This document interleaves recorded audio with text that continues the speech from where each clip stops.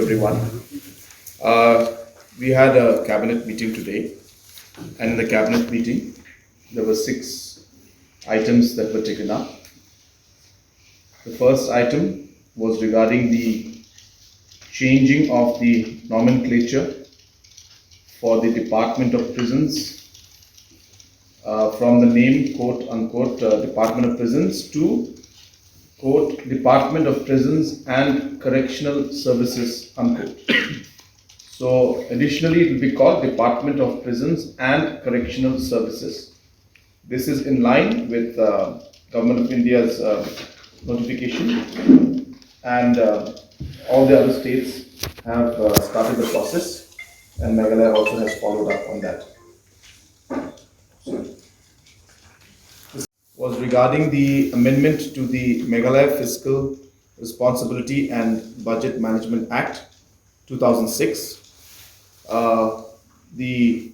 As you're aware, the fiscal deficit was allowed to be increased to 4% by the Finance Commission, and accordingly the finance departments in different states have done that. So Meghalaya also is accordingly amending the Fiscal Responsibility and Budget Management Act 2006. And of course, this is in line with the notification of Government of India. So that will be, as I said, in this, the fiscal deficit will be allowed from 3% to 4% now. So is to amend to maintain a fiscal deficit at an annual limit of 4% of the GSDP. The third agenda which was taken up today was regarding the appointment of Secretary of the Meghalaya State Consumer Disputes Redressal, and 5 names were recommended, and out of the names that were recommended, the name of Shri Shillong S. Pinrope, Deputy Secretary retired, has been approved. This is the Secretary to the Meghalaya State Consumer Dispute Redressal Commission. The next agenda was regarding availing of the NABARD Infrastructure Development Assistance. This is assistance that's given by NABARD which in short form it's called NIDA, which is based on the overall revenue earning capacity of the state, and calculation is made accordingly by NABARD.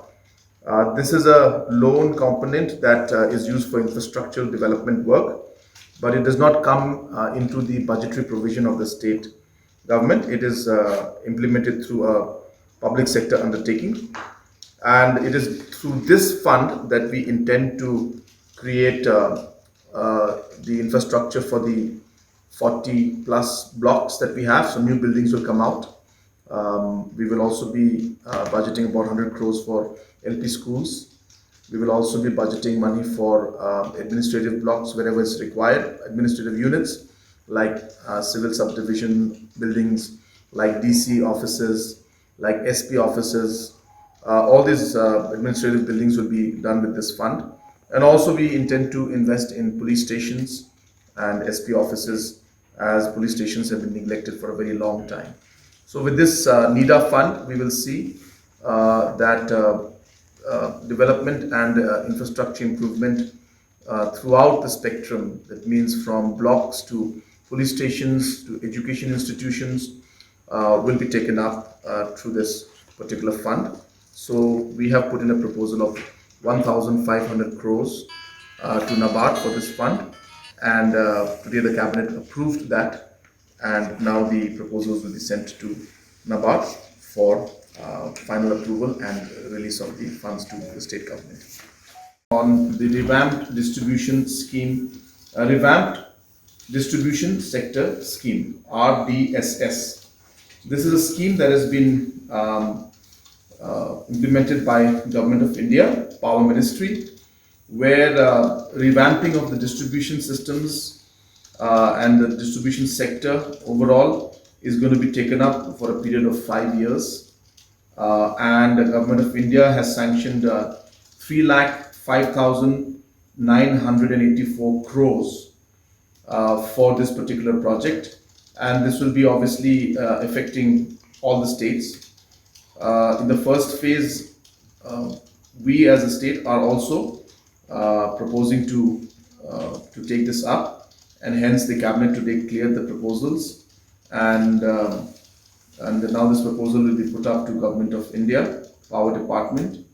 Through this, we will be getting funding from Government of India to the tune of 1,350 rupees per meter as subsidy, and this will also be supported as a 90-10 grant from Government of India. That means 90% of the infrastructure will be paid by Government of India and 10% by us for the infrastructural part.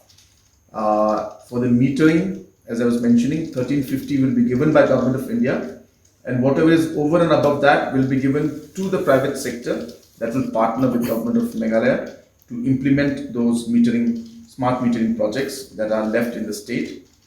So this is a project that will be approximately 2,500 crores of money will be invested. This will be one of the biggest projects that will be taken up. And this, as I said, is a scheme that has been envisaged by the Government of India. And 3 lakh crores is going to be given out to different states.